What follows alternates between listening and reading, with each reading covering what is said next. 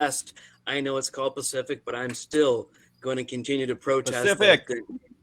of that side. Or then I'm going to be it's 8 p.m. on the Atlantic coast. Then well, it's got to be right. It has to be dealt with. I know. Welcome to Bill and Sean's Exotic Pet Adventures, show number 1. We've been calling it something else prior to this. This isn't our first rodeo, but we decided to change the name because it fits a little bit better to the things we're going to be doing. This week, special welcome to our chameleon enthusiasts, which are who we really started this off with, our reptile enthusiasts and our exotic pet keepers. As always, at the control, we have Bill Strand. Say hello, Bill. Hello, everybody. I am your host, Sean. I like to call myself McZoo. And today's special guest is Eric Haycraft, also known as Cascaded. I hope you don't mind me calling you that. That's okay. The name you use on everything, right? I mean, it's the name of the Corey Toppings that I see on Google. So I figured that's where you got it. So, all right.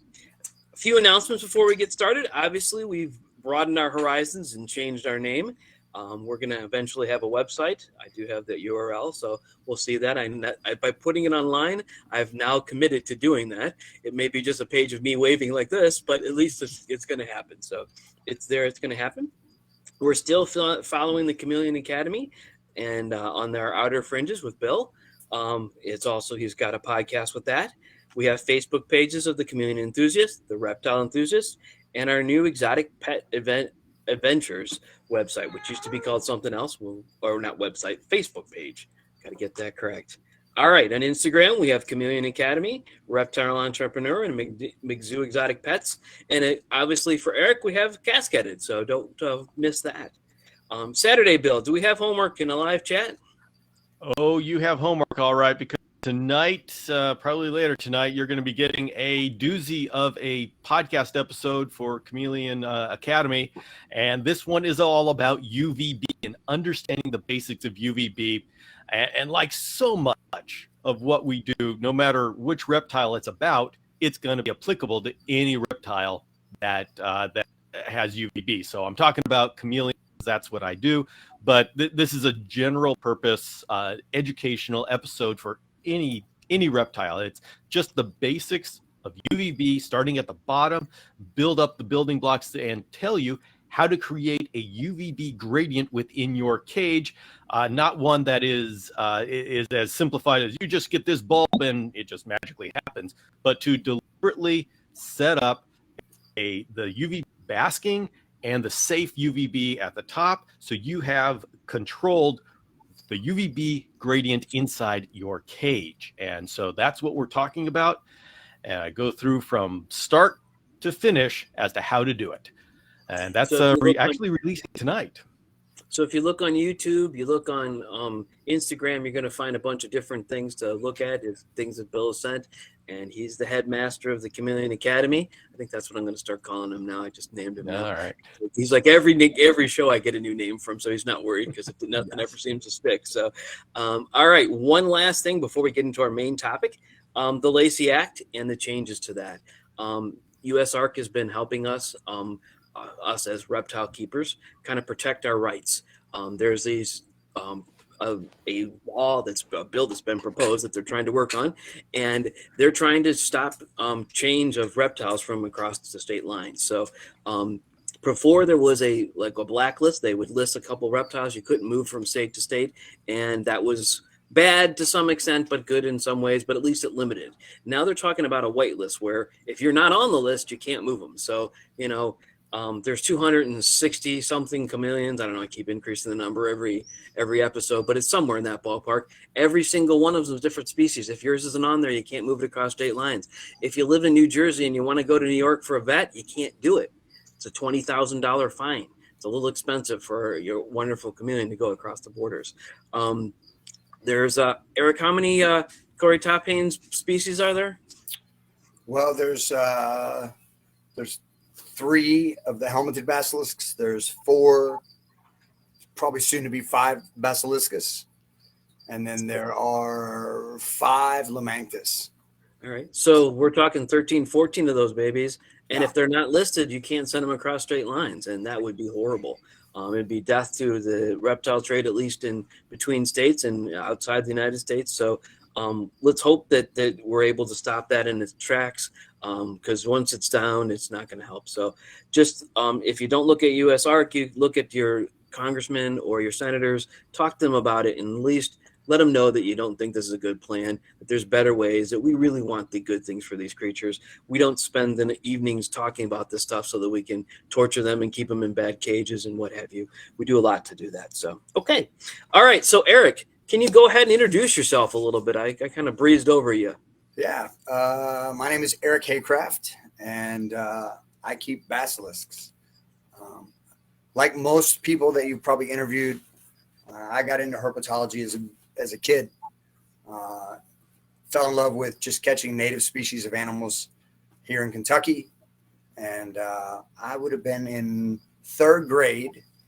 I randomly caught a green anole here in Kentucky. They don't live in Kentucky. It was clearly an escaped pet. And I had no idea what it was and never seen one. At that point, I only caught native animals that I looked at and caught and kept for short terms and then released. So I never been to a pet store and seen lizards from out of state. So we took it to one of our local pet stores and they identified it. And my father and my mother were kind enough to let me forge ahead with a 10-gallon aquarium that we had left over from a failed hamster experiment. And that started everything. That led to this chaos that I have now after many, many years. And then I was involved all the way, pretty heavy in things all the way into college. And then I took a break. Actually, my real life job is kickboxing. So I used to be a professional fighter, and I was traveling the world quite a bit, and it was impossible to care for animals and be gone all the time. So I kind of got out of the hobby. And then once I was retired and reestablished and not traveling as much, around 2009, I decided to get back into reptiles. And one of the species that I never kept privately, I worked with them at zoos, but never in my own collection, was basilisks. So they weren't particularly rare. They weren't particularly expensive, but they are challenging in ways that you wouldn't really quite think. They're quite hardy, and once they get settled in, they do well in captivity. But there's a lot of challenges to producing the animal that you would see in the wild in captivity. It's not done easily, and so I decided I wanted to play with that for some degree and see what I could learn from those. And then that just kind of, it was really like opening Pandora's box. That I started with one lizard, and I had a trio of them, and they bred, and on and on and on. And now I have an army of lizards over here. So an army is something good. Us chameleon lovers understand the get one, get two. You said you've got 13 to 15 species. Like I said, there's 200 and something chameleons, and I only want 250 of them. So yeah, a few I could do without, but particularly that one, we won't even mention its name. But nonetheless, that's amazing. So talk to us about the Corytopanes chameleons. I see I keep saying that. Basilisks. What are the groups, and what are they like, and where are they from? And yeah, so the family Corytopanidae, it consists of basilisks, helmeted basilisks, and cone-headed basilisks. They're all neotropical animals. They come from Central and South America. There's one species of basilisk that's invasive into Florida. They have a lot of crossover throughout their ranges. And if you just look at basilisks, which is actually the most common, the name itself has there's a mythological creature, the basilisk. So it was in all the Harry Potter movies. A lot of people know of a basilisk from there. Everybody knows the basilisk, the Jesus Christ lizard, the lizard that can run on water. It's pretty famous on everything. My kids, they watched a cartoon, and it had on this cartoon, they had a whole basilisk episode of this cartoon. So it's pretty well known in popular culture. There's 4 species of basilisks. There's a green basilisk. There's a lizard called the common basilisk. There's the striped basilisk. That's the one that's invasive into Florida and other parts of the world. And then there's the western basilisk, which lives in South America. In the pet trade, only the striped basilisk, the green basilisk, and the common basilisk are seen at all. The common basilisk being the more rare of all of those that are in captivity.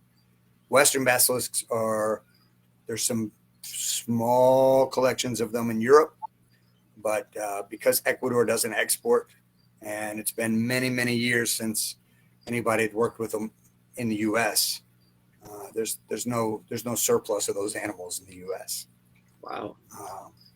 How do they differ from the other ones? I've sii the other three, but I don't know. So likely the Western basilisk will eventually be divided up into 2, possibly 3 species, at the very least subspecies. But they differ in that they don't have a crest on their back. They don't have a sail. They have a casque for sure. It's much more circular. But if you Google Galeritis, which is the species it is, there's actually 2 different lizards that you'll see commonly. One of them is a bright green lizard, and that's endemic to Colombia. It's in the tropical lowland side of the Andes in the Amazon. Beautiful, beautiful lizards. It's distinctly different from the other type of Galeritis that comes from the highlands. They come from it's a montane species. They live in Ecuador, into parts of Colombia, and they live in quite cool temperatures in comparison. But they're still egg layers. But yeah, they're some. I mean, if you see them, you're going to know it's a basilisk. But they're a little bit different. They're smaller. They're more akin in size to a striped basilisk, a vittatus. Mm-hmm. A little bit bigger, but still smaller than a plumifrons or a basiliscus. Wow. So that's awesome. I think I've seen that somewhere on a picture somewhere or another. Just didn't recognize it as the one. But yeah. So Ecuador and Colombia are not exporting anything anymore, and They do not. They do not.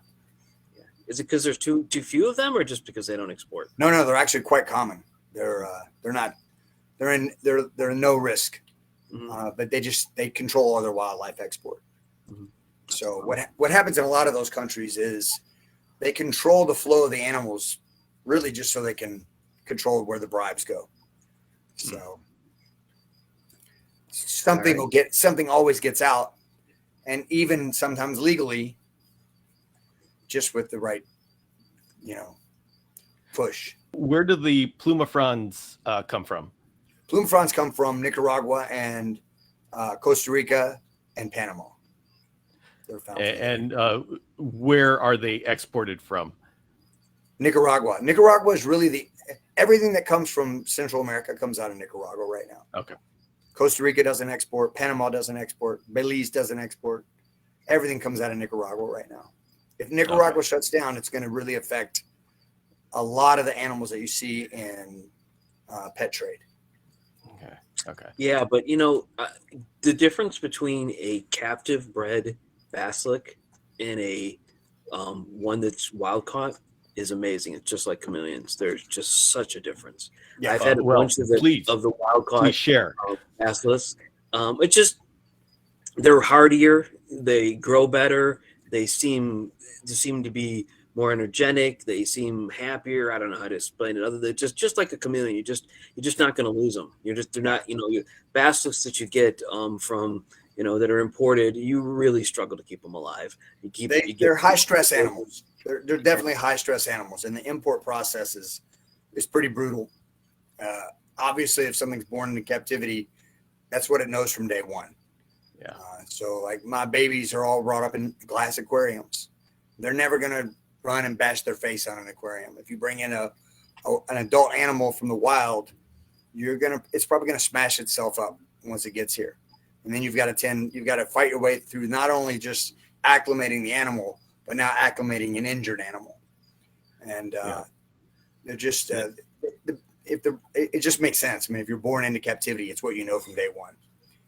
You're not going to be stressed out by the very thing that that's your home. They would actually be stressed out in reverse if you took those captive animals after about a year of captivity and you released them into the wild. They would probably be stressed out and have the same problem in reverse, actually.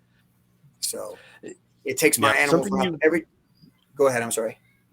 Yeah, something that you alluded to before that has definitely been on my mind is you talked about it's a challenge to make them as healthy or raise them up in captivity as they are in the wild. And in the past, I've known about the nutritional challenge because you get the bluish basilisks. Could you elaborate on the different ways that we're challenged to recreate the health of the wild caughts? Yeah. So and randomly, it's not even health. To be fair, I mean, they're such a hardy lizard that you can bring a wild caught plumifrons into captivity. Most people, if you look at the photos of long-term captives, they start to wash out into a turquoise blue. And there's been a lot of people that have tried to justify that as a certain locality. None of that's true. There's no blue locality of basilisk in the wild.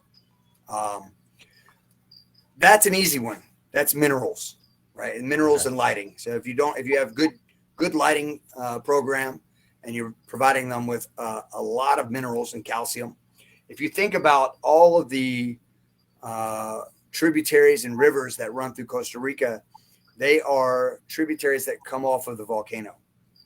Those volcanoes are super high in minerals. In fact, Costa Rica is very famous for their volcanic mud baths for tourists. If you've been to Costa Rica and you did any of the volcano tours you might have done, you can get in those hot mud baths and soak in those minerals. That's the same thing that's found in high quantities in the water there. So the color is pretty easy to overcome. Okay. The thing that's not as clear is the development of the casque and the sail. And it's something somewhat unique to basilisks because sailfin dragons, another lizard that has a sail, they develop in captivity just fine with a normal, same as a wild-caught animal. But basilisks tend to have more issues developing. They'll have a stunted growth cycle for their sails, mostly the sail over the casque, but a little bit to both. So if you see a wild-caught adult plumifrons or even a basiliscus, it can be 3-4 inches of sail, and that's rarely the case with captive animals. In 2009, when I first started, I was very curious about what kept those, and all the articles that I would read in magazines and online, they kind of they parroted the same lingo about how you had to keep them. One, it was about space, it was about light, and it was about having a visual line of sight to another male, and that would then stimulate the animal to develop more naturally. I tried all those things. I tried every variation of those things for years. I kept them in line of sight of other males. That doesn't affect anything. I've kept them in quite large terrariums. Doesn't affect anything. I've got every manner of light in this room that I'm in now. I'm actually a pretty big proponent of all my enclosures have multitudes of UVB. I've got mercury vapor. I've got metal halide. I've got Arcadia fluorescence. I use them all on all the enclosures because I think a combination of all those things probably creates the closest I can get to sunlight. None of those things have any effect on them. Now, the animals, even the ones that are washing out in color, they're healthy. They'll breed like crazy in captivity, right? It doesn't seem to affect them. And that's, in a way, it's kind of a downfall of a basilisk, is that they're so hardy that they survive and reproduce even in less than favorable circumstances, given that you can overcome that captive introduction, right? Or like a wild-caught animal. If you can get through that period of stress and acclimate them to captivity, they're pretty bulletproof. What happens when you give them enough space, when you give them the right environment, the color gets closer to natural. Even with all the lighting arrays that I have, the animals that I'll put out for the summer will dial in a way more natural color than they get for the other half of the year indoors. And I like to think that a lot of my animals, even indoors, look great. But what I've kind of found over the years, and preliminary data, because one of my pet peeves with all the other articles that I read when I was coming up was everybody would just parrot the same stuff. Nobody actually did any experimentation with it. Nobody ever tried it. They all had a solution. You have to do this, and that's the deal. And that's just not the case. But what it's starting to look like to me is that it's really about socialization. So when basilisks are born, the females will all sometimes have a common nesting ground or a nesting vicinity, and they'll lay a dozen eggs. And if you imagine, if a dozen lizards lay a dozen eggs in the same vicinity, when they hatch, there's a lot of little babies running around. They tend to congregate together in large groups, and they thrive in a group as babies, in a large group. The bigger the group, the better. They'll stay together. They'll sleep together. It's a predatory defense to just scatter. So if you sort of like a fish do, if you have a pool, a school of fish, and you see a big fish dart in, they split up, confuses the predator, then they ball back up again. And that's what these guys will do. These guys will all bask together. Bird flies over, they scatter. And then as soon as the coast is clear, they congregate again back in a basking location. And then at night, they'll do exactly the same thing where they pile on a couple limbs and all sleep together. Because if one of them gets grabbed up by a snake in the middle of the night, his wiggling around is going to scatter the group, and they have a little bit of a better chance of the majority of them getting away. Inside of those groups, they establish pretty dynamic pecking orders and socialization. There's clearly a number one, a number two, a number three, and that goes for males and females. And as soon as they get to teenage years and they start to have some dimorphism, some sexual dimorphism in the wild, then the groups would break up. The males would then leave. They wouldn't stay together. And the females would leave. They would spread out quite a bit. And if you mentioned earlier that in Costa Rica, you saw some plumer fronds down there. Most of the time, the basilisks will take up a roost on a tree or a log or a rock that's in a creek, at a lakeside or at a pond. If it's in a resort, sometimes even swimming pool area. And they're pretty far away from everybody else. They're not in a 6-foot enclosure with two females.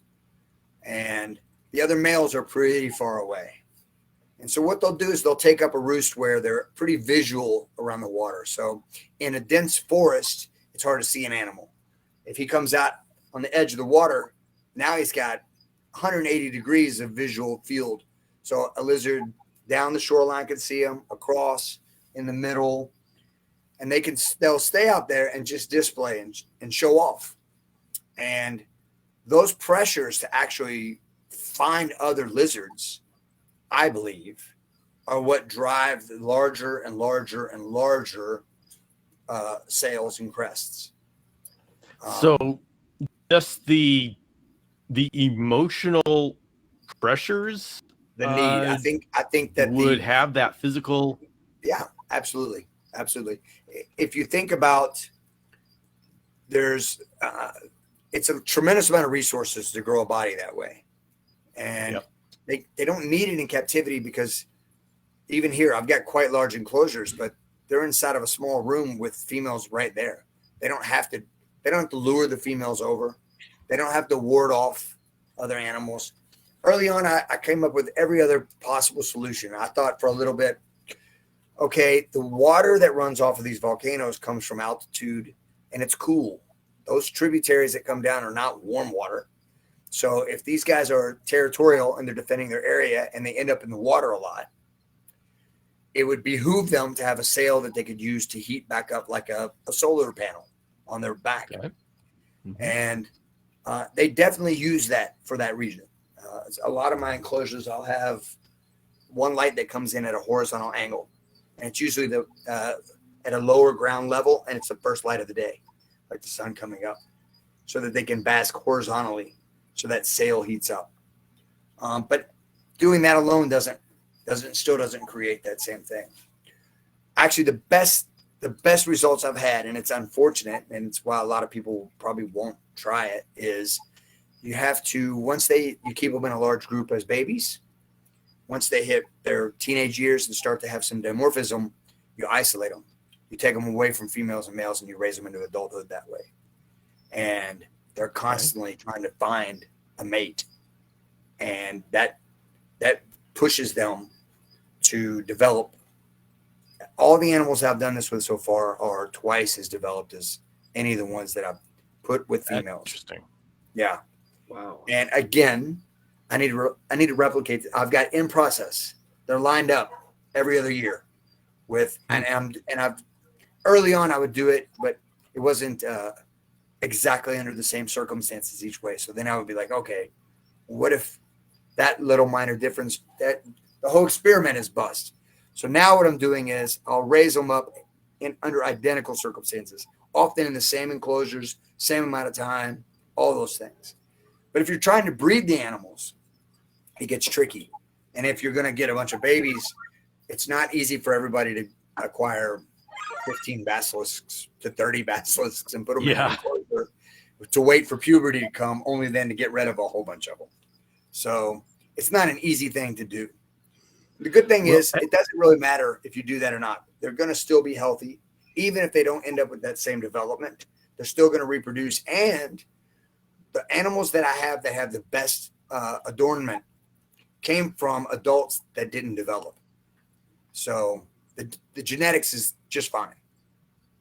Okay. Now, is there a certain window that you have to start this development that if you miss that window, you're not going to be able to recover from? And by recover, I mean grow.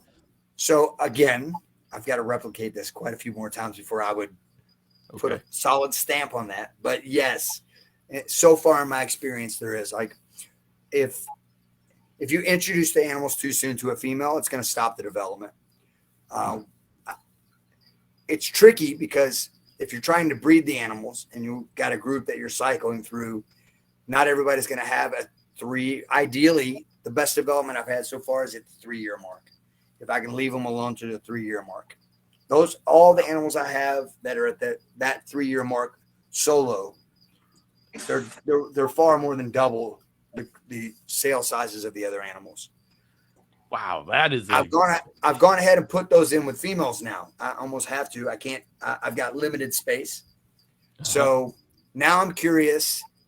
Does that stop the development, or is that enough of a push? I don't know the answer to that yet. That'll take some years more. When did you start it? Can I do one more? I just wanted one more follow up on this. Go ahead. Do you ever notice that the crest decreases? No. Or once it's grown, it stays there. It's not like our muscle that. But what's unfortunate is once the animal is mature, there's no way to. Once that stagnates, there's no jump starting it later. You can't. Okay. Yeah. If you have a 3-year-old animal and it doesn't have much of a crest, there's not something you're going to do now to fix that. That window starts through puberty. So when does that window start? 9 months, 8 months, 3 months? If I had to guess, and that's all I'm asking. 2, you got different species I'm dealing with. So just Plumifrons and Basilisks. Basilisks seem to mature a little bit slower than Plumifrons. And I think with the Basilisks, the window, you've got about a year before you need to separate them from everybody else. And Plumifrons, I think about 9 months, you should probably go ahead and separate them out. Wow. Okay. Yeah. Great. Well, luckily I've got my male separated out by himself, hidden, the one from you. So maybe I'll get some great development with him. Maybe not. Stay the course. I'll try. It's tough. It's very difficult. It's difficult if you're trying to keep them to take an animal and leave it all by itself. But, right. I mean, we're at like 15 months or something. I don't remember what age they were. I have to look it up. But yeah. Wow. So why don't you tell us about your cages? Your cages are amazing. Give me a second. I'll be right back. Good. Yeah. I call it balling on a budget. So I just build everything. It's just wood and screen. And I've always liked to make as natural as enclosures as I could. Basilisks are very hard on plants. So there's some folks that I follow on social media that have just this amazing touch with bioactive enclosures with all of the plants that, would naturally the animals would encounter. And I would love to do something like that. One, I don't have that green thumb. And two, basilisks destroy plants. So I use pothos for everything. It's a bulletproof plant. It's cheap. It makes it. I can double my pothos quantities every year just by clipping them back. So, but with all the basilisks, I try to put a substantial water feature in each one. I try to keep it as long as I can make it tall. So almost all of those enclosures are a minimum of 6 feet, minimum 6 feet tall, 6 feet long, 3 feet wide. I've got some that are a lot bigger than that, but that's the smallest I'll do for a trio of basilisks. And then lighting is the big one for me, and fans. And I use fans, not definitely for airflow, but for me, like the single most important thing that people can do as chameleon guys, you guys will definitely appreciate this. If you think about a typical enclosure for animals, everybody pays so much attention to the light, to having plants. They have everything they need except wind. And if you look in nature, there are certainly days that there's not wind, but not many. There's not many days that the plants don't sway with a breeze. And I can remember when in 1987, I had my first Senegal chameleon. And same thing. When did you guys get into reptiles? 82. Okay. Maybe earlier. Late 70s. Okay. So do you remember when the state of the art lighting was Vitalite? Yes. Yeah. Yeah. Yes, Yeah. I had the Vitalites. We would get laughed out of the building if we said that nowadays. But the art store. Yeah, it was the thing back then. It started with birds, and then it carried over into reptiles. But that was like if you had a iguana or a chameleon, you had to have a Vitalite. And so I would try to take my animal as much as possible outside during the summer. So I had, again in Kentucky, I had bird cages that I would put the chameleons outside in. And the very first chameleon I ever had that I ever went out with, a couple of things I noticed. One, inside the enclosure, it would do fine, but he was kind of just there. As soon as I put him outside and the wind blew, he would rock and walk with the wind. He used the wind to camouflage his movement, look like a leaf back and forth. And then I would notice that one time I saw him just flatten out like a pancake on top of his limb. And I look around for what it is, and it's an airplane. An airplane went over, and he bird and got skinny. Animals in nature, they have all these stimulus around them to interact with, to create stresses. People often think stress is a bad thing, but it's what drives life. It's incredibly boring to live in an enclosure where the sun doesn't move, the plants don't move. So what I try to do is, in all my lighting, I'll have the lights are moving throughout the enclosure as they kick on and kick off, like the path of the sun. They're not all at the same height. They're not even all the same types of bulbs, like I mentioned earlier. Additionally, every enclosure has small USB fans in them, and then every room has big fans every 3 feet that are blowing all the plants from the outside of the enclosures as well, so that there's constant things that are moving. And what that does is it'll keep animals engaged, because when the leaves are moving over there, is that the wind or is that a predator?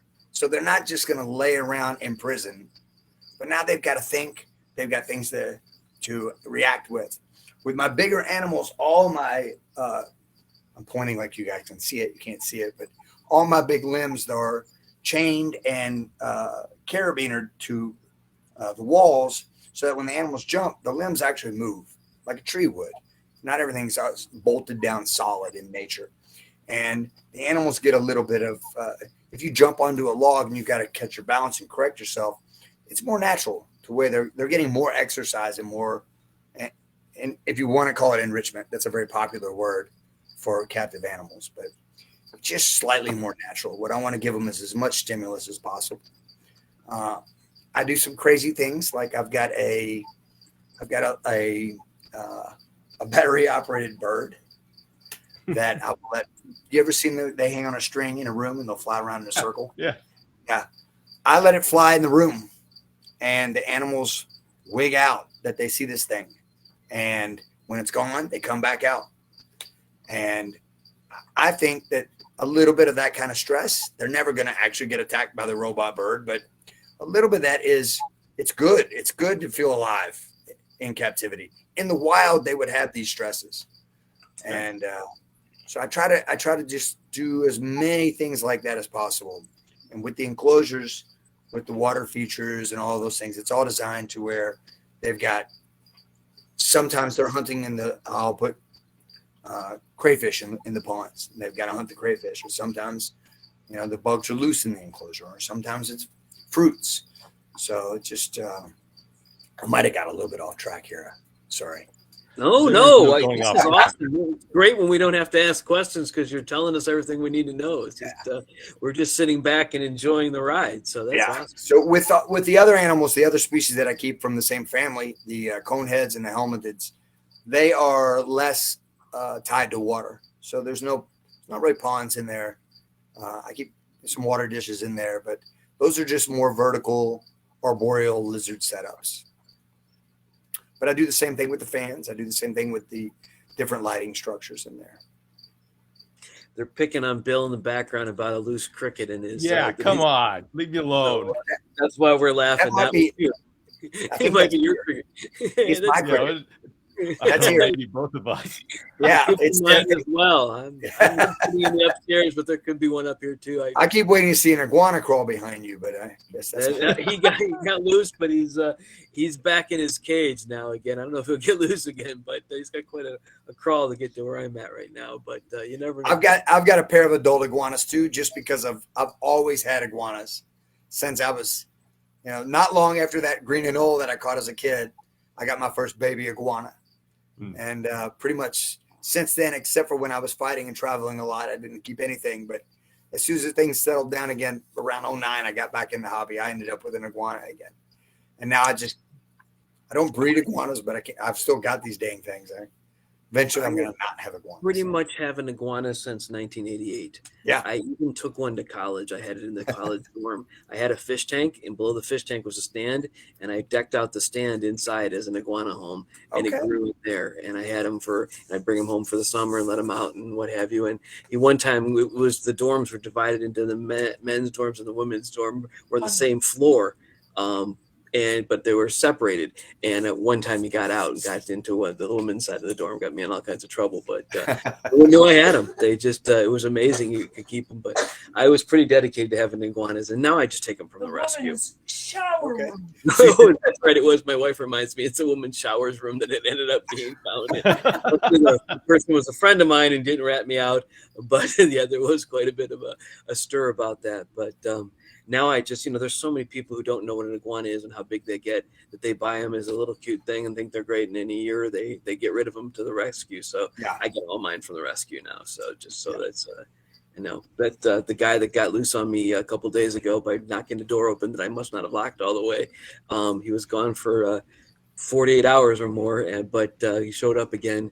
But he was from a rescue 7 or 8 years ago. I got him back then. I don't know how old he was when I got him, but he was, under 2. So it's kind of fun to have all these different reptiles and see all the different things they do. And obviously he wants a little more space, so I'm going to build him a bigger enclosure. I think that's what we're going to get out of this. He got his way. He was going to get a bigger enclosure, but probably an outdoor one for the summer as well. So yeah. But anyways, we're back to Basilisks. Talk to us about the food, the diet. Yes. I try to make it as varied as possible for the same reasons we talked about. I mean, in the wild, they eat pretty much, they're very specific eaters. They like things that move. So that was a joke. We get it. Because a lot of laughing. They'll eat anything that'll fit in their mouth that moves. And then the adults, of course, will eat some fruit, bananas, things like that. But my rotations, last year I started breeding grasshoppers, and it took forever for it to get off the ground. And I thought I was doing everything wrong. And then it just blew up. And it's like the best thing I've done. It's absolutely the best thing I've done. I think this year I'm going to eliminate crickets and switch completely to grasshoppers because I go through so many crickets. But I breed dubia, grasshoppers, and I still buy in superworms. But aside from that, we catch crayfish. And then at the end of each summer, we'll catch so many and fill all the enclosure ponds with crayfish that I've got enough to usually last me through the winter. And then we start that process all over again. And then I've been lately using for some of the smaller animals, silkworms. They're much trickier than I thought they would be. They're the problem I've been having with silkworms is fruit flies. The culture that they feed on keeps getting taken over by fruit flies. So I don't know where I'm going to go with the silkworms yet. But night crawlers, grasshoppers, dubia, crayfish, that's kind of my heavy rotation on those things. And then for all my smaller animals, it's a lot of just the same things, just smaller. The great thing about breeding grasshoppers is I've got everything from hatchling size all the way up to adult. So we've got everything we need right now. So yeah, is I'm there any about advantage of including? Said it. I'm sorry. Go ahead. Is there any advantage to including vertebrates? Mice or? Yeah, I mean, in the wild, they would definitely take a small mammal if they found one. They love lizards, but it's just not cost effective for me to feed lizards to them. Every stillborn, every egg that doesn't hatch or every baby that comes out that doesn't live or thrive becomes lizard food. So we recycle everything. They go nuts for that, for lizards. Rodents, there's not really a lot of value in my eye for what I'm doing. They're a little bit too high in fat content for what I need. I like the insects because I can gut load the insects with greens. So what I want to have is I want to have the insects freshly fed so that it's not even digested yet. So I've got bug food and I've got bug gut loading, two different things. So I feed the bugs well, but right before I feed them, I'll put all the bugs into a container with sweet potatoes and green leafy vegetables and let them eat for an hour before I put them right into the enclosures. And you'll see sometimes when they bite into an insect, green juice pops out the back of the bug, and that's what I'm looking for. Yeah. They're not herbivorous, but they're getting a lot of plant material in the bug. Are they naturally cannibalistic? For sure, 100%. Okay. A basilisk will eat another basilisk. Yeah, for sure. They'll eat their own babies. If I left the babies in the enclosure, they wouldn't be there the next day. Okay. If they find them first, they're gone. Yeah. Wow. Okay. Yeah, for sure. So yeah, I was just going to say I just started with grasshoppers about 4 months ago, so I haven't gotten anywhere with them. I just moved them just this afternoon because they were in the room with the air conditioner. Yes, keep them hot. That's what I was going to say. You got to keep them hot. Sure, just turned the air conditioner on because it just got 88 today. So we moved them out of there. But so far they're not dying. That's good. They've gotten big and they've gotten impressive. But I just can't wait to see them grow. So you've got the key. Not that we're talking about grasshoppers, but for me, the key was all about the soil that they lay the eggs in, because it's got to be moist for them to find it to lay the eggs in. And then you need a little bit of like an incubation period. And what I'll do is let that dry out. And then I put it into one of the enclosures and I wet it again. And that triggers everything to start to develop and hatch. And if I put in, I started with 60 grasshoppers. I've probably got 1,000 now. And every time and every few weeks I've got new ones that are popping up. So they live about a year. So if you started 4 months ago, those original adults coming up on the year, they'll start to die off and fall apart. So hopefully you can grab get the babies before then. What do you have them laying in? Anything specific? I just do a little, I thought I might have one around here. A little Tupperware tub of black soil. Mhm. And I keep it really damp, very, very Okay. damp. And I'll And leave do them in you- for about 2 weeks. Okay, then you take that out and put it into a different cage and let them grow. Yeah. Okay, I'll put it that's into like a what- little screen I haven't gotten enclosure. to that point yet, but yeah, I'm gonna get a bunch of my. In fact, I'm gonna start. I have these. What are they? Smaller 16 by 16 by 20 enclosures that I'm gonna pull everything out of lizard wise and put grasshoppers in and get bigger cages for my other chameleons and such. Yeah. So even though my smaller ones, Bill will be happy to hear, I've gone from the 16 to 16 to 20 to 18 to 1836 minimum. So that'll be my big next thing. So yeah, I'd love to switch to grasshoppers. I buy thousands of crickets. I shouldn't tell how many I So buy. crickets are noisy. Mhm. They stink. Yes. They die easy. They don't, even shipping them in this week, the temperatures here were so high. I think probably everywhere, but maybe not in California. Bill, where are you at in California? Southern California. So we've been up into the 80s. So we expect up into the 90s coming up. But this whole week's been here in the 90s, high 90s. Today was 98. So yeah, the last cricket order I got came in probably some of the 30% real down. bad temperatures, but we'll get ours. Don't believe me, we'll get ours in August, September, October. Ooh, it's gonna get bad. Where are you in California? In the by Disneyland, Orange County area. Oh, okay.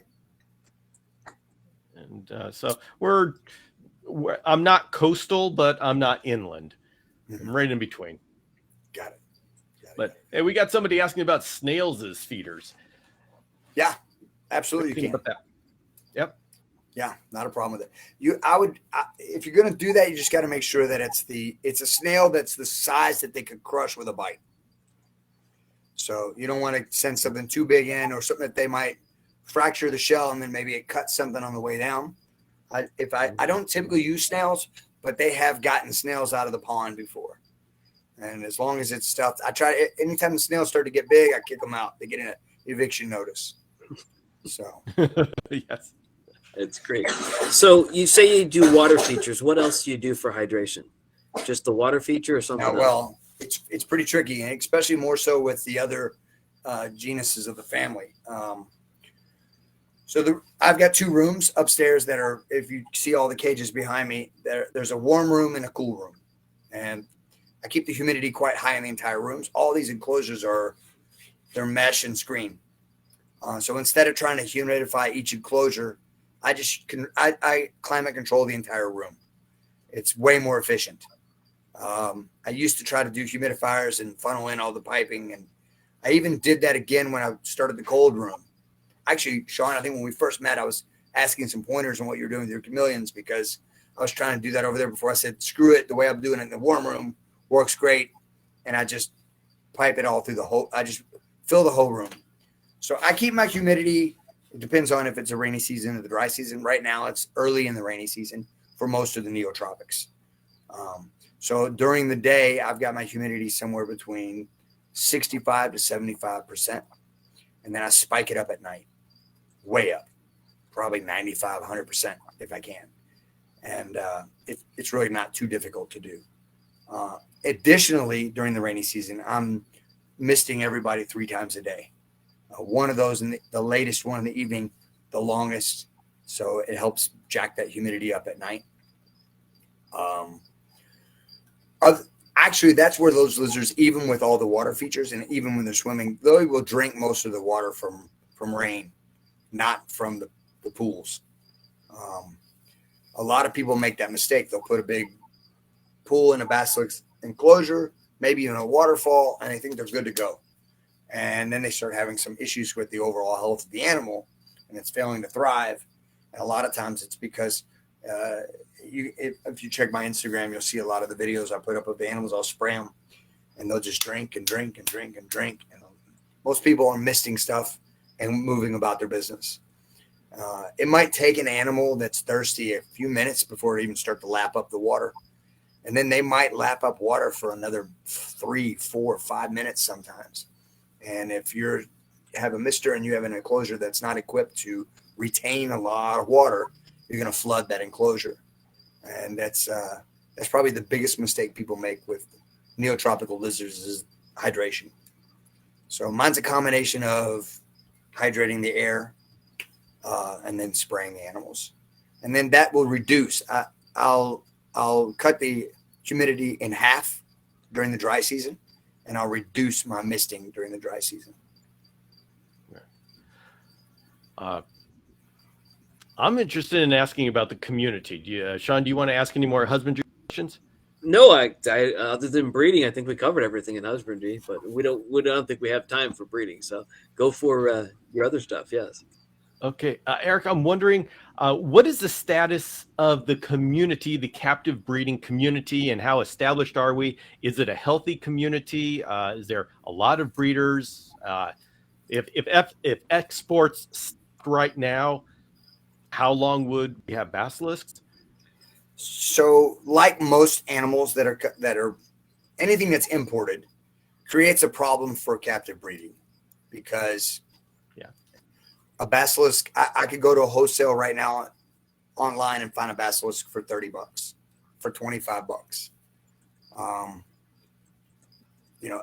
Given some of the species I have are not quite so common, so they're not going to find those with an importer, but a green basilisk you can get very inexpensively wild caught. So it makes it very challenging to put all the energy into these large enclosures, the varied diet, the amount of time it takes to put into the animals. To get any kind of a return on your investment, you have to charge more than $25 for the animal. So it makes it very tricky. So there's not a lot of people that are actually breeding them. If imports were to stop, I think it could be pretty quick that you see a lot of species that just were super common in the hobby. I mean, we all talked about, we've been doing this since the 80s. Think about all the things that were floating around in pet stores in the 80s. Oh yeah. Right. Stuff now that we would be like, I bought in 1987. I had a pair of Johnston's chameleons, and they're just now popping back up as a possibility. All these years later, gone. They're gone, and they were cheap. I think I paid like $40 each for these animals in the 80s. So it doesn't take long if imports were to stop. If Nicaragua were to shut down, then I would guess that you've probably got 3 to 5 years max that they'll be around. Okay. So, all right. It's not a super strong. Chameleons, of all the communities, big pat on your backs to you guys. The chameleon community, actually, it was on another podcast, and this came up, and I said the same thing. Has no reptile community has kind of taken the reins of education, of support like the community for chameleons. It's pretty impressive. It's very impressive. That's not the case for, there is a Corythophonidae group on Facebook. I think there's maybe like 500 people in it, and those are people that also keep everything else as well. There's a few of us that are, like this. One of the reasons that when I was young, I had everything, like everybody did. I think I was interested in herpetology, so I had a little bit of this and a little bit of that. And when I started back, I wanted to. Basilisks were always one of my favorite animals, anyway. And then I had an opportunity to try to sort out some of the challenges of why the animals were different in captivity than in the wild. And then moreover, that whole family of lizards, because it's, as Sean mentioned, there's only a handful of species in 3 different genuses.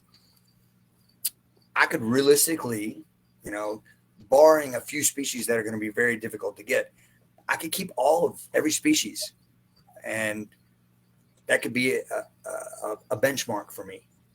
And I'm pretty close to that, so if I were to say, as he again mentioned, I want to keep every species of chameleon, I don't have enough life to do that. None of us do. Yeah. I said, hey, I want to breed every species of a knoll.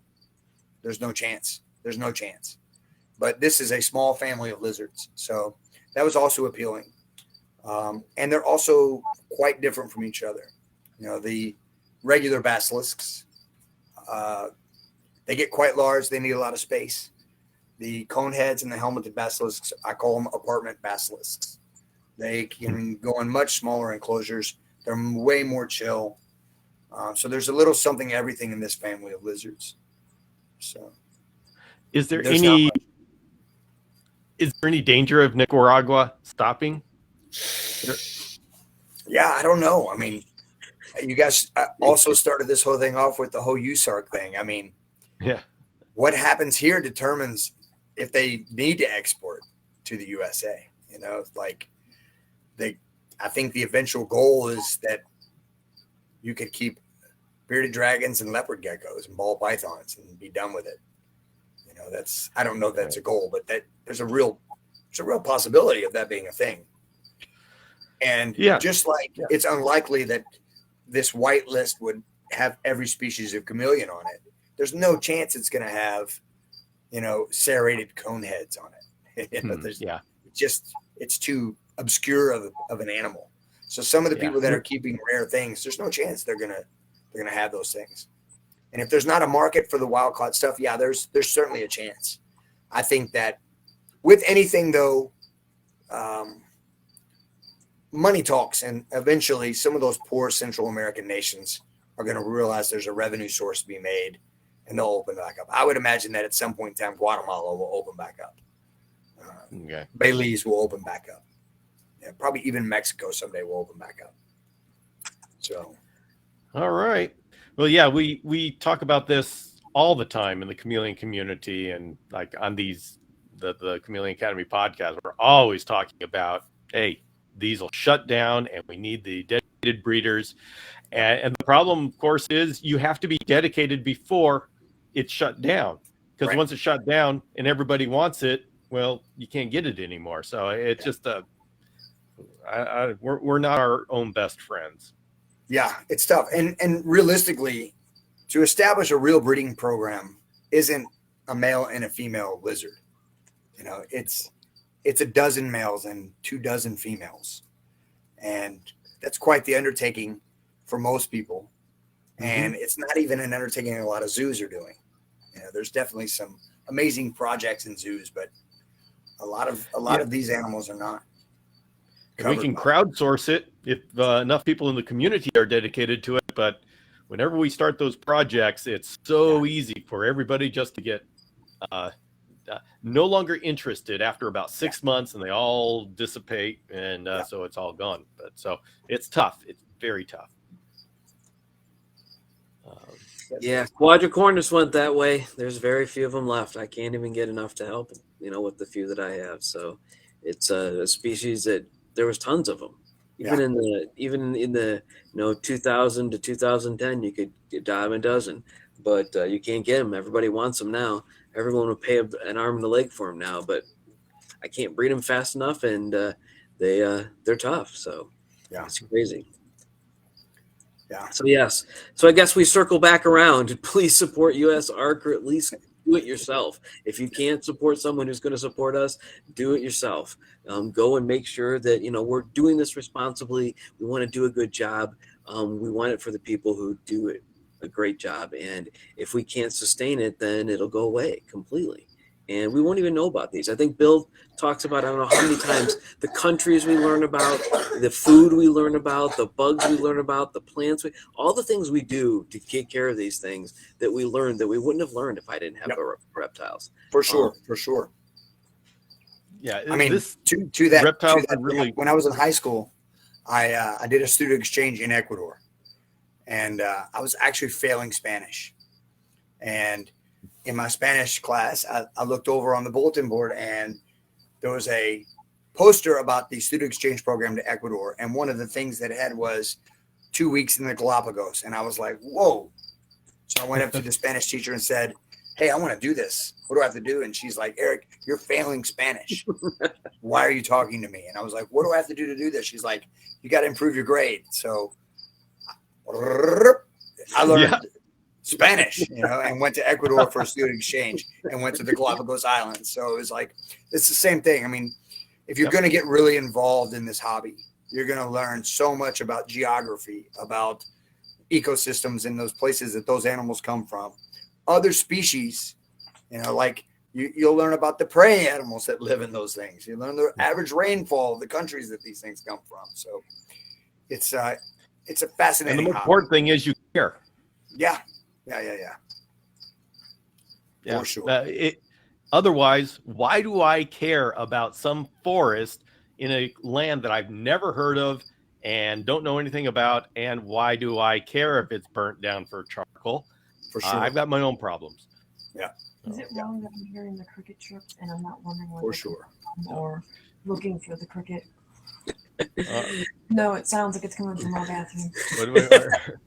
My wife is just commenting that she's hearing crickets chirping, and it doesn't bother her at all because we have them. She's used to it. It's just normal. It's normal. Hey, listen, we must have the best wives on the planet because I'll wake up in the morning and my wife will have a glass turned upside down and there'll be a dubia roach in there, or a cricket, or a super worm. My kids catch them all up, come running back to me. We got another bug. So they're all over the place. Mine don't even make it that far. My wife feeds them to the turtles. Everything. We've got all the different kinds of non-native Ohio turtles that we can feed them to. So, yep, that's where they go. Yeah, my wife went from screeching whenever a cricket would jump and a super worm would wiggle to now she won't let me take care of the super worms because she does it better. Okay. So, hey. What a horrible situation to be in. I'm not complaining. A little bit ironic, but not complaining. So, all right, Sean, it looks like we're coming up on the hour. Which is, on the East or the Atlantic coast, whichever we're going to decide on doing it. So I greatly appreciate all the time that you spent with us, Eric, and Bill, as always. So we'll go ahead and wrap it up. Any final thoughts from you, Eric, about Thanks for having me on. This was fun. I always like talking about lizards. Yeah, this is so enlightening. I love it when we're cracking the code as to what's different in captivity from the wild. And it's always these little subtle things, like even quadricornis. We would notice that I don't know if you're seeing it, Sean, we haven't talked about it, but I've noticed that my babies would be the scalation would be a little bit different than the ones that are coming in from the wild. And I can figure out what it is. And so there's always these little differences that's what we're here for, is to figure those things out, because that just opens up so many different worlds and possibilities of finding more things out. Yeah. And so, this is what we're here for. Yeah. This is great fun. I enjoy doing these, and that's why I like being a part of these. It's just learning all the great stuff, and you've been a great guest for us, Eric. Thank you. Bill, any final thoughts from you? You want me talking again? I don't. You don't have to give any final thoughts. I can just get us off. It's 9:03. It's time to go. All right, everyone. Oh, I've been waiting to talk about baskets for a while. I love them. And, right. Yeah, it's been a great conversation. I love this. I love learning about. We got to get you to move. We got to get you to move out of California so you can get a bigger area to put these basilisks in, and like I have. So. Well, what am I going to do with the chameleon? Yeah, well, all I have to do is get rid of chameleons. I live in Ohio. I'm not very good at that. Okay, they're doing fine, so we'll see. All right, everyone. Thanks for spending the evening with us. We'll see you next week, next Thursday. Have a great night. Bye, everybody. Oh yeah, it's going to be Thursdays now. Yes. All right. Bye, everybody.